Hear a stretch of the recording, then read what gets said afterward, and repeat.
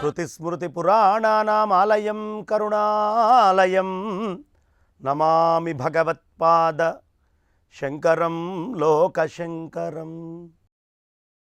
అజ్ఞానాం జాహ్నవీతీర్థం విద్యాతీర్థం వివేకినాం సర్వేషాం సుఖదం తీర్థం భారతీతీర్థమాశ్రయే. విద్యా వినయ సంపన్నం వీతరాగం వివేకినం వందే వేదాంత తత్వజ్ఞం విధుశేఖర భారతీం. నారాయణం నమస్కృత్య నరం చైవ నరోత్తమం దేవీం సరస్వతీం వ్యాసం తతో జయముదీరయేత్. ఈటీవీ లైఫ్ పురాణ రహస్యాలు కార్యక్రమానికి స్వాగతం.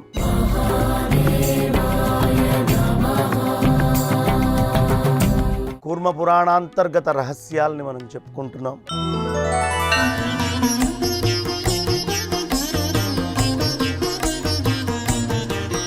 భృగువు మొదలైనటువంటి మహర్షులందరూ కూడా మనువు వల్ల ఈ విషయాలన్నీ విన్నారయ్యా. ఆ ధర్మాలన్నీ కూడా వాళ్ళు వర్ణించారు. యజ్ఞం చేయడం, చేయించడం, దానం చేయటం, తీసుకోవడం, అధ్యయనం, అధ్యాపనం, ఇవన్నీ కూడా ఎవరు వేదాలను ఆశ్రయిస్తారో వాళ్ళకి విహితాలు. యుద్ధం చేయటం, దానము ఇవ్వడము, రక్షించడము, కాపాడటం, ఇవి క్షాత్రధర్మాన్ని ఎవరు తీసుకుంటారో వాళ్ళు. ఇక వాణిజ్యము, వ్యవసాయము, వైశ్యులు అంటే వ్యాపారాన్ని ఎవరు లక్షణంగా పెట్టుకుంటారో వాళ్ళకి. ఇక మిగతా వాళ్ళందరూ కూడా ఈ ద్విజులకి ఏమేమి అవసరమో అవన్నీ ఇవ్వడం. ఎవరు ఏ ధర్మాన్ని తీసుకుంటే ఆ ధర్మానికి తగ్గట్టుగా మిగతా వాళ్ళు ఇతరులకి సహకరిస్తూ ఉండాలి అని చెప్తూ, శిల్పకర్మ, పాకయజ్ఞం, ఈ రెండు కూడా చాలా ప్రధానంగా అందరూ తీసుకోవాలి అని చెబుతూ ఆశ్రమాలను ఏర్పాటు చేశారు. అవి బ్రహ్మచర్యము, గృహస్థాశ్రమము, వానప్రస్థము, సన్యాసము. ఇదే విధంగా దేవతల్ని పూజించటము అనేటటువంటిది గృహస్థుల యొక్క విధి. గృహస్థుడు గార్హస్పత్యాగ్ని, ఆహవనీయాగ్ని, దక్షిణాగ్నుల్ని ఎప్పుడు అర్చన చేస్తూ ఉండాలి. ధర్మాలు, హోమము, కందమూల ఫలహారం, స్వాధ్యాయం, తపస్సు, సంపదని న్యాయంగా విభజించడం అనేవి వానప్రస్థుడి ధర్మాలు. 50 ఏళ్ళు నిండంగానే సంపదని న్యాయబద్ధంగా ఎవరికి వాళ్ళకి విభజించడం, కందమూలాలు తినడం, ఈ పిల్లలు వీళ్ళ మీద రాగాలు, మోహాలు అన్నీ తగ్గించుకొని పరమాత్మ వైపు తలదిప్పి ఉంచడం. కారణం, 50 ఏళ్ల తర్వాత మనిషి రాగాన్ని వదిలిపెట్టకపోతే ఆ తర్వాత పిల్లలు చేసేటటువంటి పనులకి మొత్తం హృదయం గాయమయ్యి రకరకాలైనటువంటి ఇబ్బందుల పాలవుతారు. అందుకని 25 ఏళ్ల దాకా బ్రహ్మచర్యం, 50 ఏళ్ల తర్వాత గృహస్థాశ్రమ ధర్మం, 50 నుంచి విడ్రాయల్, ఎవరికి వాళ్ళకి అన్ని అప్పచెప్తూ తాను అంతర్ముఖుడు కావడం, చివరి సమయంలో పూర్తిగా పరమాత్మ మీద మనస్సు పెట్టడం. ఇది ఇవాళ లోకానికి కూడా చాలా అవసరం. అదృష్టవశాత్తు ఇప్పుడు తల్లులందరూ కూడా వద్దన్న వానప్రస్థాన్ని ఆశ్రయించాల్సిన పరిస్థితి వచ్చింది. పూర్వం వాళ్ళకంటే అదృష్టవంతులు. కారణం, 50 ఏళ్ళు వచ్చేటప్పటికి పిల్లలు అమెరికాలకు వెళ్ళిపోతున్నారు, వీళ్ళు ఇండియాలో ఉంటున్నారు, యూకేలు, కెనడాలో అన్నీ వెళ్ళిపోవడం. వీళ్ళ జీవితం వానప్రస్థమే. కాకపోతే వీడు కావాలి అని వానప్రస్థంలోకి వెళ్ళట్లేదు, పరిస్థితుల బలవంతం వల్ల వెళ్తూ అటు వాళ్ళతోటున్నటువంటి రాగాన్ని వదలలేక ఇక్కడ బతకలేక అల్లాడుతున్నారు. దీన్ని చింత అంటారు. చచ్చిపోయిన వాడిని ఒకటేసారి చంపుతుంది చితి. చింత బతికున్నవాడిని నిట్ట నిలువున దహిస్తూ ఉంటుంది. కాబట్టి చింత అనేటటువంటిది రాకూడదు. అంటే 50 ఏళ్ళు రాగానే విడ్రాయల్ వదిలిపెట్టుకోవడము అనే లక్షణాన్ని మనం నేర్చుకోవాలి అని స్పష్టంగా ఇక్కడ చెప్తూ ఉన్నారు. అదేవిధంగా భిక్షావృత్తిలో వచ్చిన దాన్ని సేవించటం, మౌనం పాటించటం, విశేషమైనటువంటి తపస్సు, ధ్యానము, సమ్యక్ జ్ఞానము, వైరాగ్యము ఇవి సన్యాసి యొక్క ధర్మాలు. భిక్షనాచరించటం, గురుసేవ, స్వాధ్యాయము, సంధ్యని ఉపాసించటం, అగ్ని కార్యం ఇవి బ్రహ్మచారి చేయాల్సినటువంటి పనులు. ఇక బ్రహ్మచారి వానప్రస్థ సన్యాసులకు సాధారణ ధర్మంగా నిర్ణయించింది ఏమిటి అంటే బ్రహ్మచర్యం.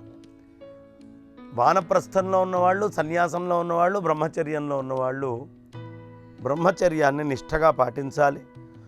ఋతుకాలాన్ని బట్టి విశేషమైన పర్వదినాలన్నింటినీ వదిలిపెట్టి గృహస్థు భార్యని చేరడం కూడా బ్రహ్మచర్యంగానే చెప్పబడ్డది. గర్భధారణ దాకా ఈ ఆజ్ఞ పాటించాలి. ప్రమాదవశాత్తు దీనికి భిన్నంగా ప్రవర్తించటం భ్రూణహత్య పాపం మూటగట్టుకున్నటువంటి దాంతో సమానమవుతుంది. ప్రతిరోజు వేదాభ్యాసం చేయాలి. శక్తి కొలది శ్రాద్ధము, అతిథి పూజ, దేవతార్చన గృహస్థుకి పరమధర్మాలు. సాయంకాలం ప్రాతకాలం యథావిధిగా గార్హపత్యాగ్ని కార్యం ఆచరించాలి. దేశాంతరం వెళ్ళిన భార్య మరణించిన గృహస్థుడు బ్రహ్మచర్య, వానప్రస్థ, సన్యాసాశ్రమంలో వారికి బీజప్రాయుడు. కాబట్టి మిగిలిన 3 ఆశ్రమాల వారు ఈ గృహస్థు వల్ల మాత్రమే ఆరాధించబడుతున్నారు. గృహస్థుకి బ్రహ్మచారిని చూసుకునే బాధ్యత, వానప్రస్థుడిని చూసుకునే బాధ్యత, సన్యాసిని చూసుకునే బాధ్యత ఉన్నాయి. గృహస్థాశ్రమంలో ఉన్నవాడు అందరికంటే గొప్పవాడు, అతనిలో అన్ని ఆశ్రమ ధర్మాలు కలిసి ఉన్నాయి అని శృతులు చెప్తున్నాయి. అన్యేతముపజీవంతి తస్మాచ్ఛ్రేయాన్ గృహాశ్రమీ ఐకాశ్రమ్యం గృహస్థస్య చతుర్నాం శృతి దర్శనాత్. తస్మాత్ గార్హస్థ్యమయేవైకం విజ్ఞేయం ధర్మసాధనం. గార్హస్థ్యం ఒక్కటే ధర్మసాధనము అని గుర్తించాలి. ధర్మాన్ని సాధించాలి అంటే గృహస్థాశ్రమంలో మాత్రమే సాధించగలరు. ధర్మవర్జితాలైన అర్థకామాలు వదిలిపెట్టేయాలి. లోకానికి విరుద్ధమైనటువంటి అయితే అది ధర్మమైనప్పటికీ ఆచరించద్దు. తస్మాత్ గార్హస్థ్యమేవైకం విజ్ఞేయం ధర్మసాధనం పరిత్యజేదర్థకామౌ యౌ స్యాతాం ధర్మవిర్జితౌ. ధర్మం వల్ల అర్థము, ధర్మం వల్లనే కామము కూడా సిద్ధిస్తుంది. డబ్బు ధర్మం వల్ల రావాలి. కామము అంటే స్వీయ భార్య యందు ధర్మం వల్ల మాత్రమే సంక్రమించాలి తప్ప వేరే వాటి నుంచి సంక్రమించకూడదు. ధర్మం వల్ల మాత్రమే మోక్షం అనేది ప్రాప్తిస్తుంది. ధర్మమే ఆశ్రయించదగ్గది. ధర్మార్థకామాలు మూడు గుణాలుగా గుర్తించబడ్డాయి అని. సత్వరజస్తమో గుణాలు, అందువల్ల ధర్మాన్ని ఆశ్రయించాలి. సత్వగుణం గలవాళ్ళు ఊర్ధ్వలోకానికి వెళ్తారు. రజోగుణం ఉన్నటువంటి వాడు మధ్యమ లోకాల్లో ఉంటాడు. అదేవిధంగా తమోగుణం ఉన్నటువంటి వాడు అధోగతిని పొందుతాడు. ధర్మయుక్తమైనటువంటి అర్థకామాలను ఆశ్రయించేవాడు ఈ లోకంలో సుఖంగా ఉంటాడు. వాణ్ణి మృత్యువు కూడా ఏమీ చేయలేదు. మోక్షాన్ని పొందడంలో వాడు సమర్థుడై ఉంటాడు. కాబట్టి ఎప్పుడైనా గుర్తుంచుకోండి, ధర్మముతో కూడినటువంటి డబ్బు, ధర్మముతో కూడినటువంటి కామము, ఈ రెండు ఉండాలి ప్రతి మనిషికి అని చెప్తూ, ధర్మార్థ పురుషాలు పరిత్యజించి అర్థకామాలన్నింటినీ పక్కన పెట్టి ధర్మాన్ని మాత్రమే ఆశ్రయించాలి. ఇది ప్రతి వాళ్ళు రాసి పెట్టుకోవాల్సినటువంటి వాక్యం ఇప్పుడు నేను చెప్తోంది కూర్మ పురాణంలో. ధర్మాత్ సంజాయతే సర్వం ఇత్యాహుర్బ్రహ్మవాదినః ధర్మేణ ధార్యతే సర్వం జగత్ సావరజంగమం. ధర్మం వల్ల అన్నీ సిద్ధిస్తాయి. బ్రహ్మవాదులు చెప్పారు ఈ మాట. స్థావర జంగమ రూపమైన ఈ జగత్తు ధర్మముతో మాత్రమే ధరించబడుతోంది. ఈ మొత్తము జగత్తంతా దేనివల్ల ఉంది? ధర్మము వల్ల మాత్రమే ఉంది. అందుకని ధర్మాత్ సంజాయతే సర్వమిత్యాహుర్బ్రహ్మవాదినః ధర్మేణ ధార్యతే సర్వం జగత్ సావర జంగమం. ఇది రాసుకోవాల్సినటువంటిది. ఓ బ్రాహ్మణోత్తములారా, ఈ బ్రాహ్మీ శక్తి ఆద్యంతరహితమైనటువంటి కర్మజ్ఞానాల రెంటి ద్వారా ధర్మం ప్రాప్తిస్తుంది. దీంట్లో అనుమానమే లేదు. తస్మాత్ జ్ఞానేన సహితం కర్మయోగం సమాశ్రయేత్ ప్రవృత్తంచ నివృత్తంచ ద్వివిధం కర్మ వైదికం. వైదిక కర్మలు 2 రకాలుగా ఉన్నాయి. మనం జ్ఞానంతో పాటు కర్మయోగాన్ని ఆచరించాలి. అందులో వైదికము ప్రవృత్తి నివృత్తి. ప్రవృత్తి నివృత్తి అంటే అర్థం కావడం కష్టమండి. ఈ ప్రవృత్తి ఏమిటి, నివృత్తి ఏమిటి అని అడగచ్చు. ప్రవృత్తి అంటే ఏమిటి అంటే, ఎదురుగుండా అద్భుతమైనటువంటి ఒక బెంజు లేదు ఆడి ఏదో పెద్ద గొప్ప కారు మీ కంటి ముందు కనిపిస్తుంది. అది నాకు కావాలి, అందులో కూర్చోవాలి, అందులో తిరగాలి అని మీ మనస్సు ఉవ్విళ్ళూరుతూ దాని మీదే కామంతో ఉంటే ప్రవృత్తి. ఆ కారు దేనికయ్యా? ఇక్కడి నుంచి అక్కడికి చేరడానికి. అందులో ఏవో మధ్యలో భోగాలు ఉంటాయట.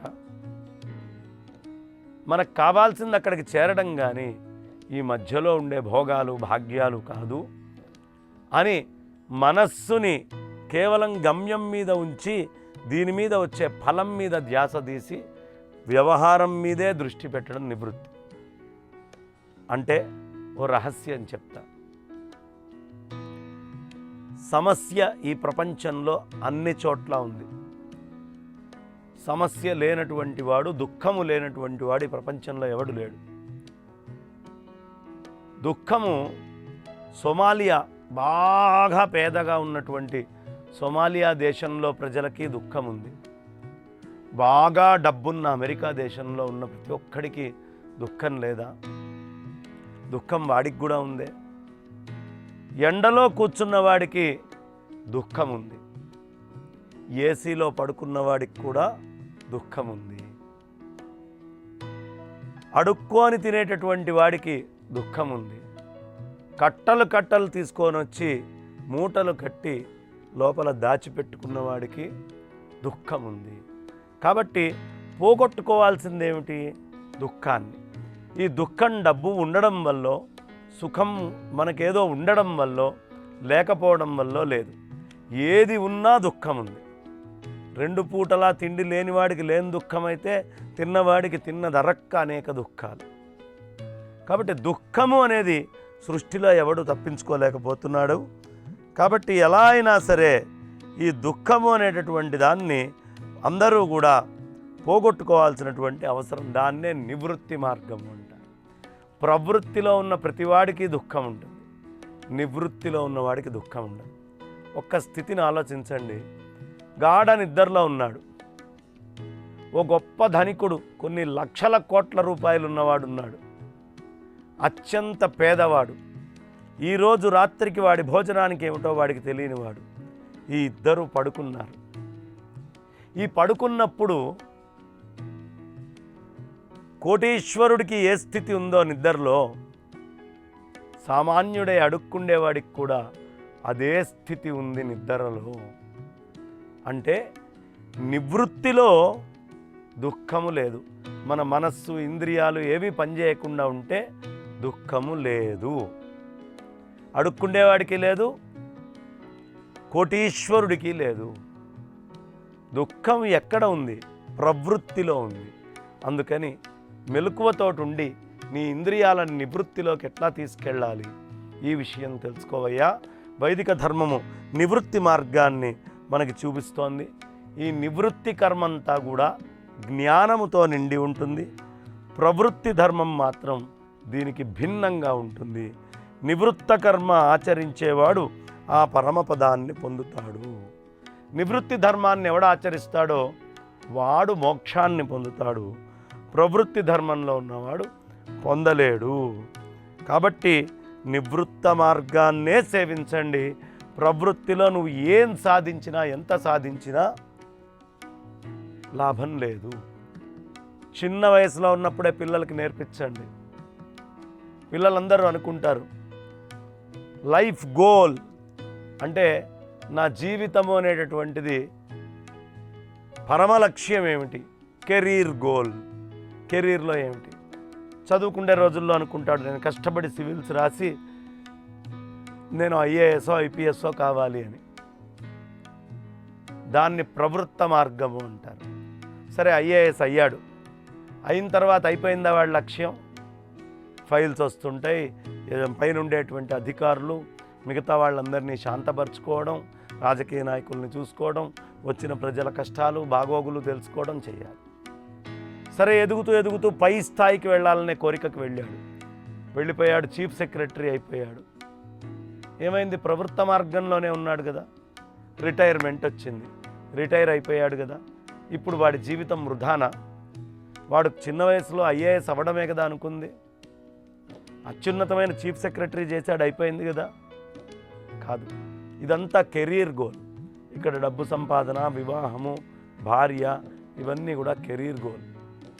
దీన్ని దాటిన తర్వాత నివృత్త మార్గం అని ఉంటుంది. అది నీకు ఏ వయసు వచ్చినా సరే నీ లోపల ఉండే ఇంద్రియాలని బయటికి ఎక్కువ పోనీయకుండా అణుచుకుంటూ నీ లోపలే ఉన్న తేజో వస్తువుని దర్శించటం నివృత్త మార్గం. పిల్లలందరికీ బోధ చేస్తాం ప్రవృత్తి ప్రవృత్తి ప్రవృత్తి అని, కానీ నివృత్తిని చెప్పేటటువంటి గురువులు చాలా తక్కువ మంది ఉంటారయ్యా. ఆ నివృత్తి మార్గము చాలా ప్రధానమైనటువంటిది. అందుకని నివృత్తి మార్గాన్నే మనం చూసుకోవాలి.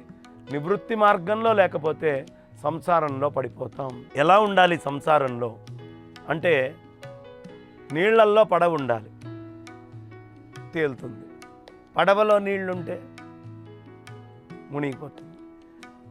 సంసారంలో నువ్వుండాలి, కానీ నీకు నివృత్తి మార్గం తెలియకపోతే నీలోకి సంసారం వస్తుంది, నిండా మునిగిపోతావు. సంసారంలో ఉంటూనే నివృత్తి మార్గాన్ని ఎవడు తెలుసుకుంటాడో వాడిలోకి సంసారం రాదు. పాయసంలోనే గరిటె ఉంటుంది, కానీ పాయసం రుచినది తినదు. పాయసం రుచిగా ఉండడానికి కలుపుతుంది తప్ప పాయసం రుచినది ఎట్లా అంటదో, ఈ సంసారంలో నువ్వు ఉంటూనే అన్ని వస్తువులు విషయాల్ని చూస్తూనే ఈ అన్ని విషయాల్లో కూడా దేన్ని అంటుకోకుండా ఉండగలిగే లక్షణాన్ని అతి పిన్న వయసు నుంచే అందరూ కూడా పెంపొందించుకోవాలి. మరి పెంపొందించుకోవాలంటే ఏం కావాలి? ప్రతి చిన్న విషయానికి ఆవేశం తెచ్చుకోవడం, ఎదుటివాడి మీద ఎగిరి పడిపోవడం, నేను బాస్ని, వీడు కిందవాడు, నేను ఇంత డబ్బున్నవాడిని, వీడు డబ్బు లేనివాడు, నేను అంతటి వాడిని, వీడు ఇంతటి వాడు అనే తేడాలు చూడకుండా క్షమించడం అనే లక్షణం ఉండాలి. ఇంద్రియాలని నిగ్రహించుకోవాలి. నీ కళ్ళు, చెవులు, ముక్కు, నోరు, చర్మము, చేతులు, కాళ్ళు, ఇవన్నీ రకరకాలైనటువంటి ఉపస్థాపాయువులు రకరకాలైనవి కోరుకుంటూ ఉంటాయి. వాటిని నిగ్రహించాలి. దమము అంటే నీ కర్మేంద్రియాలన్నింటినీ కూడా పరమాత్మ వైపుకు తిప్పాలి. అలా కాకుండా సంసారం వైపు తిప్పితే దమ అనే శబ్దాన్ని తిప్పండి. మద, వీడు మదమెక్కి కొట్టుకుంటున్నాడు రా అంటే వీడి కర్మేంద్రియాలు వీడి మాట వినట్లేదు అని. కాబట్టి దమం ఉండాలి, దయ ఉండాలి. ఎదుటివాడు కష్టంలో ఉంటే అయ్యో వీడు ఎంత కష్టంలో ఉన్నాడు అనే దయ ఉండాలి. దానము చేసే గుణం ఉండాలి. నీ దగ్గర 10 రూపాయలు ఉంటే నీకు అవసరమైంది ఉంచుకొని మిగతాది దానం చేయగలిగేటువంటి లక్షణం ఉండాలి. లోభం అనేది ఉండకూడదు. లోభాన్ని ఎప్పుడూ తెచ్చుకోకు లోపలికి. అంతా నాకే వచ్చేయాలి, నా దగ్గరే, నాది నాది నాది అని అనుకోవడం మంచిది కాదు. లోభం అనగానే గుర్తొస్తుంది, ఒకడు మహాలోభి ఉన్నాడు. వాడికి ఎంతసేపు ఉన్నా తీసుకోవడమే తప్ప ఇవ్వడం తెలియదు. లోభికి ఇవ్వడం తెలియదు. బాగా లోభంతో బతుకుతున్నాడు. అనుకోకుండా వాడు ఓ రోజు బావిలో పడ్డాడు. ఈ బయట నుంచి నీ చెయ్యివ్వు, నీ చెయ్యివ్వు, నీ చెయ్యివ్వు అంటున్నారు. వాడు చెయ్యి తీసుకోవడానికి ఇవ్వడానికి ఇష్టపడట్లా, అందులోనే పడి కొట్టుకుంటున్నాడు. అప్పుడు వాడి కొడుకు వచ్చాడు. అయ్యయ్యో మీకు తెలీదు, మీరు చెయ్యి ఇవ్వు ఇవ్వు అంటున్నారు, వాడు చచ్చినా చెయ్యి ఇవ్వడు మా నాన్న. నాన్న నా చెయ్యి తీసుకో అన్నాడు. వెంటనే వాడు పట్టుకున్నాడు. ఈ లోభము లో ఉన్నటువంటి వాడు ఆ నీళ్లల్లో ఉండి వాడు మరణించడానికి ఎట్లా సిద్ధమయ్యాడో అలా సిద్ధమయ్యేటటువంటి వాడవుతాడు. కాబట్టి లోభము మంచిది కాదయ్యా. లోభము అనేది ఉండకూడదు. త్యాగం ఉండాలి, ఆర్జవం ఉండాలి. అలాగే అసూయ, ఎదుటివాడు బాగున్నాడు అనే అసూయ ఎప్పుడు ఉండకూడదు. మనం ఓ 100 రూపాయలు ఉంటే మనకంటే కింద 10 రూపాయలు ఉన్నవాడిని చూస్తే మనకు ఆనందం. 1,00,000 రూపాయలు ఉన్న పైవాడిని చూస్తే అసూయ. వాడికి ఉంది నాకు లేదు, వాడికి ఉందే నాకు లేదు అని ఏడుస్తూ ఉంటారు. అది ఎప్పుడూ పనికిరాదయ్యా. పూర్వము ఓ స్వాముల వారు ఓ ఊరికి వచ్చారు. వస్తే ఆయన దగ్గరికి వెళ్ళి అందరూ కోరికలు చెప్పి తీర్చుకుంటున్నారు. ఒకడు వెళ్ళాడు, ఏం కావాలి నాయనా అని అడిగాడు. వాడన్నాడు, స్వామి నా పక్కింటి వాడికి ఇల్లు ఉంది స్వామి. ఓ నీకు కూడా ఇల్లు కావాలా? వద్దు స్వామి. నా పక్కింటి వాడికి 4 ఎకరాల పొలం ఉంది. ఓ నీకు కూడా పొలం కావాలా నాయన? వద్దు స్వామి. నా పక్కింటి వాడికి 10 మంది పిల్లలు ఉన్నారు. నీకు కూడా 10 మంది పిల్లలు కావాలా నాయన? వద్దు. నా పక్కింటి వాడికి 2 భార్యలు ఉన్నారు. ఓ నీకు కూడా 2 భార్యలు కావాలా నాయన? వద్దు స్వామి. మరి నీకేం కావాలరా? ఈయనకు కూడా విసుకొచ్చింది. నీకేం కావాలో చెప్పు అన్నాడు. ఏం లేదు స్వామి, నా దగ్గర ఏవీ లేక నేను అడుక్కు తింటున్నాను. కాస్త వాడిని కూడా నాలాగానే తయారు చేస్తే ఇద్దరం కలిసి అడుక్కు తింటాం. ఎందుకు ఈ అసూయ? ఇలాంటి ఆలోచన స్థితి. పక్కవాడు బాగుపడుతూ ఉంటే వాడి గురించే అసూయ పడుతూ నువ్వు చేయాల్సిన పనిని మర్చిపోతున్నావయ్యా.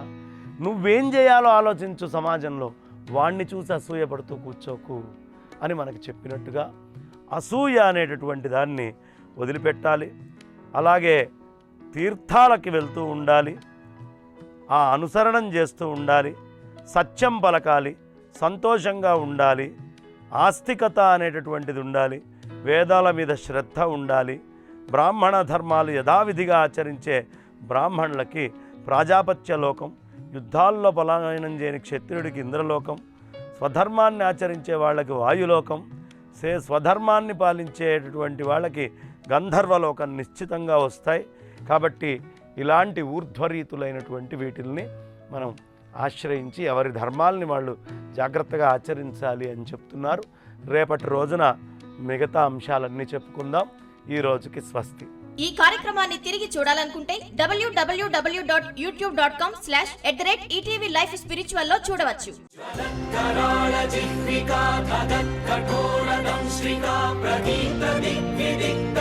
ప్రచండ